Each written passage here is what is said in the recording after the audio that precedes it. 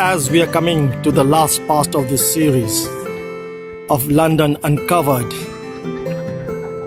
after the coronavirus effect, we are moving on, and now we are standing in front of Buckingham Palace. The great, the grand, the exquisite, the exotic, the most iconic building in the United Kingdom. And Buckingham Palace has 775 rooms, 240 bedrooms, 9 staterooms, 92 offices, 78 bathrooms. Not only that, it also has its own post office, own police station, own cinema, own swimming pool, and their own ATM. And when we look at this building, we are reminded when in 1939, after the Second World War, the word was coined, keep calm and carry on. And that's the message you see, comes and echoes again and again. And when we are moving forward, moving forward into a new era, into a new life. We are afraid there'll be stumbling blocks. We are afraid of criticism. We are afraid of so much of obstacles. And then to encourage us, the words of Franklin Roosevelt comes into the mind. It's not the critic who counts, not the man who points out how the strong man stumbles, or the doer of the deeds could have done them better. The credit belongs to the man who's actually in the arena, whose face is marred by dust, sweat and blood, who strives valiantly, who errs, comes short again and again, because there is no effort without error and shortcoming, but who does actually strive to do the deeds, who knows great enthusiasm, great devotions, who at best knows the triumph of high achievement.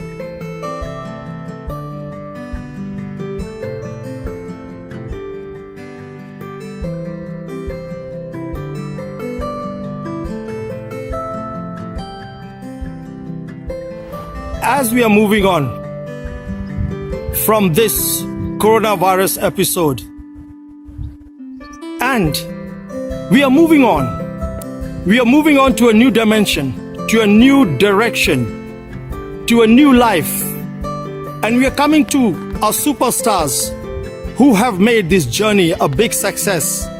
And once again, we are with Stan. Good morning, Stan. Good morning, Sanjay. Tell us, how should one move on from this point? Right, okay, so we're coming to the close of the lifting of the lockdown. I think personally, I mean, we come past it earlier on. We noticed now they're working on the roads, they're working on the buildings, more building sites are opening up, offices are opening up now. So they designed a new way of working. At the moment, we're working with social distancing, where areas are taped off and that lot, so people can continue to stay safe, just to avoid a second spread. We're doing the same on the trains, show consideration for other people, and keep apart, but still stay friendly to people, advise people and help people. When we had the lockdown, of course, we got involved in different hobbies, things that we don't normally do, that we ignored. Obviously, with our time, we were taking time into it, maybe watching movies, maybe research, stuff like that. All the new hobbies that we picked up, I think we can make a change. We can move forward with these, make ourselves different people, better people with it. In doing so, we're educating ourselves, and we're also avoiding a way of obviously putting ourselves in harm's way. We've got masks, so we continue to wear masks and continue to keep safe, not just for ourselves but for others. What message would you give to the people to move on to a new dimension? Right, I would say continue to work from home if you can. If you can't, when you're travelling on the transport, do follow the government guideline. Keep safe, keep apart 2 metres, and of course show consideration for your fellow person, your passenger. Also try and help and advise people the best way you can. For those who can't get out, for those who can't, are not as active as we are, show consideration for them, help them out the best way we can, whether it's our friends, our neighbours, particularly those in our community. You know, we've got to try and help them out, and we've got to also, if we can share our knowledge, our abilities, our new topics with people, I think we can all combine together to move on from this coronavirus period. Thanks, Dan. You are brilliant. Oh, thank you, Sanjay.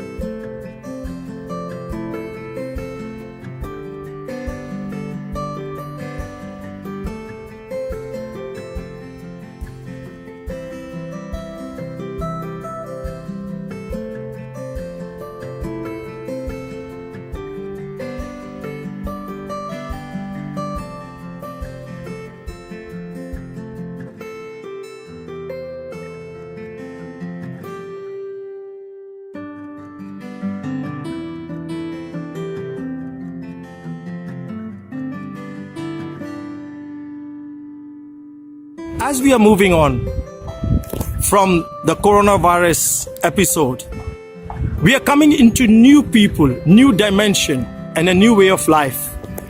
And right now, we got a new kid on the block, an international bodybuilding champion, a person who's trained a lot of people how to be fit, how to make muscles, and how to get the best positive results. Good morning, Superman. Hello, Sanjay. Tell us, what should people do to move into a new dimension? So, in the new dimension, basically now in this situation about the COVID-19, we need to move your muscle because you in the quarantine. Basically, you stay at home, you eat snacks, you need chocolate, you need basically rubbish food. So you need to make your activity come back again, you know. So you need to start to do sporting. The best things to do is to start in the morning, like if you have time, like to run like empty stomach. After that, you can do a breakfast, but healthy breakfast, like porridge, like like eggs, avocado, or some whole bread. This is the best thing to do. After that, if you have time, to do the exercise, you can do like exercise like to warm your body with push-ups. We can use elastic bands. You can use TRX and another things. The best things to do because now the gym basically is closed, and this is the best things to do for now. Thank you. Exercise and good healthy eat. Thank you very much, Superman. It's been a pleasure talking to you. Much appreciated.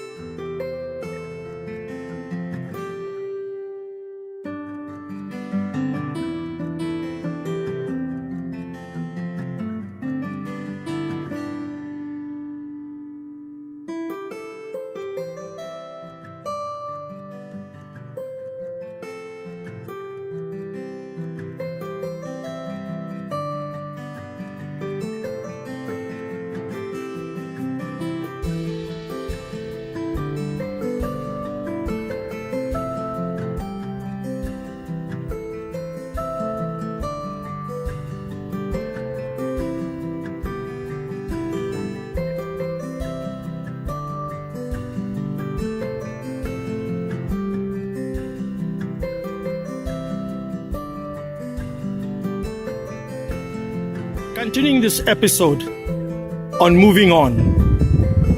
And as we move forward, as we take another step forward and try to build a life again, a world again, we are coming back to Nilton, one of our favorites. And we'll ask Nilton today once again. Hi, Nilton. Hi, Sanjay. Tell us, how does one move on from this episode? I believe now that adaptability is key. With all the changes that we've gone through in this whole pandemic, this whole period, the way that things are going, there's so many conspiracy theories, all sorts of things going on. I think the best thing to do is just adapt to the new normal, because we know that from now on, things are not going to be the same as they were. We have to be careful how we step out. We have to be careful what we listen to and what we see, and just do our own research. Don't fall for the things that the media shows us, but do your own research and just follow through. Make sure God is in the center of your heart, so you're not falling for those traps. What message would you give to the world in a situation like this, Nilton? Again, my message is keep God at the center of your life. He will always show you the way and the path, and everything will be fine from there. Nilton, as always, a pleasure. Anytime. Thank you very much. Take care.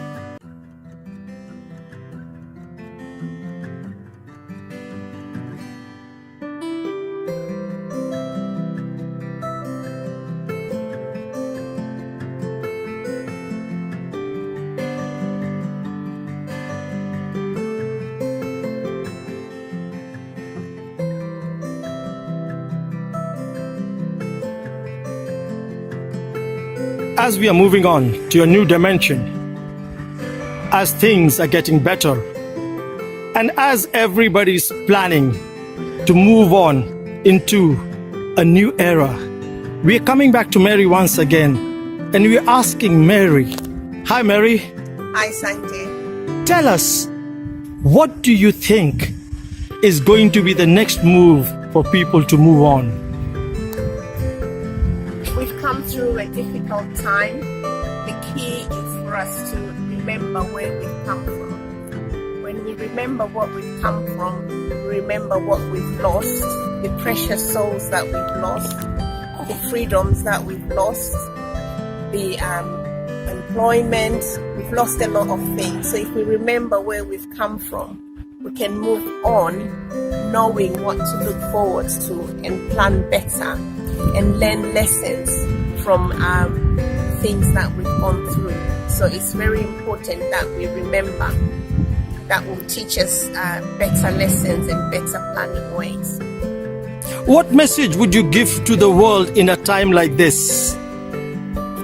In a time like this, it's always good to remain positive.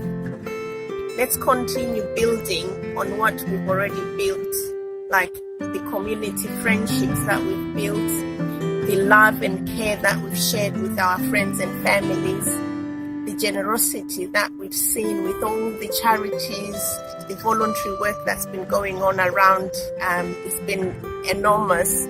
So let us continue, be strong and love one another, continue to be kind to one another, and never forget that we've been through a difficult time, but we are going to make it if we all pull together. Mary, as always, you are inspirational. Thank you very much. Thank you, Sanjay.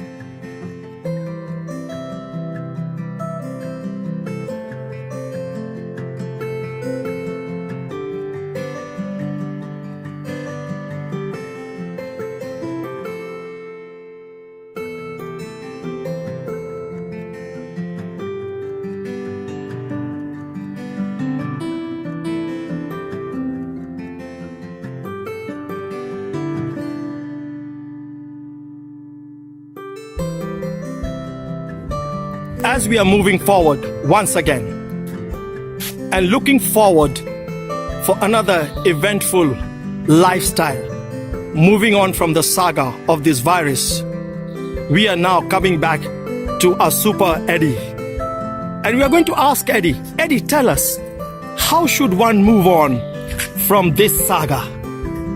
Here to start, I want to give all glory to God, for He's the one that has kept all of us intact.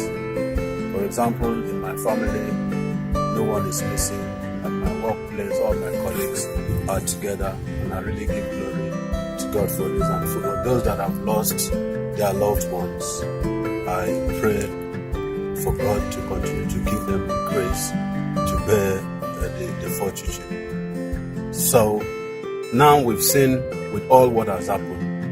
We've seen where government has failed us. We've seen where people, neighbors, friends, brothers, sisters have failed each other. It's now for us to sit back and say, oh, I didn't do so well in this area. It's time for me to move on and right the wrong that I did here and there.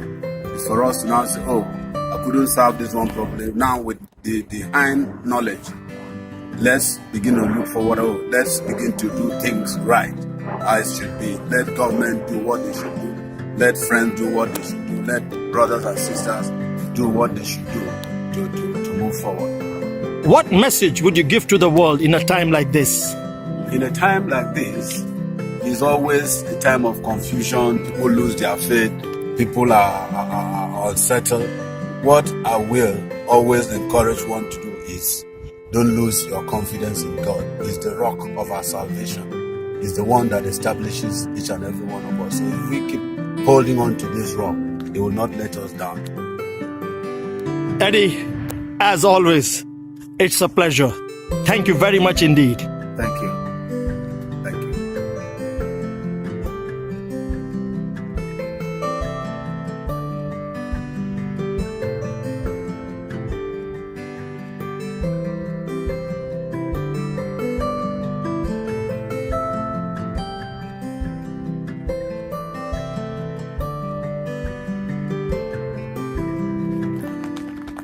As we are coming to the end of this episode of the coronavirus saga, now we are standing in front of the world famous Shakespeare's Globe Theatre, famous for theatre, cultural and educational events. And as we are moving on to a new dimension, as we are trying to erase the past and soak into the future, I'm reminded once again when Shakespeare said, all the world's a stage. And truly, all the world's a stage, and all men and women merely players. They have the exit and the entrances, and one man in his life plays many parts. His acts big on 7 ages. First the infant, mewling and puking in the nurse's arms. Then the whining schoolboy, with his satchel and shining morning face, creeping like snail, unwilling to school. And then the lover, sighing like furnace, with a woeful ballad made to his mistress's eyebrow. Then the soldier, full of strange oath and bearded like the pard, jealous in honor, sudden and quick to quarrel, seeking the bevel's reputation even in the cannon's mouth. And then the justice, in a fair round belly with good capon lines, with eyes severe and beard of formal cut, full of wise sayings and modern instances. And so he plays his part. The sixth age shifts into the lean and slippered pantaloon, with spectacles on nose and pouch on side, with his youthful hose well saved a world too wide, for his shrunk shank and his big manly voice turning again towards childish treble, pipes and whistles in his sound. The last scene of all, in this strange and eventful history, is second childishness and mere oblivion. Sans teeth, sans eyes, sans taste, sans everything.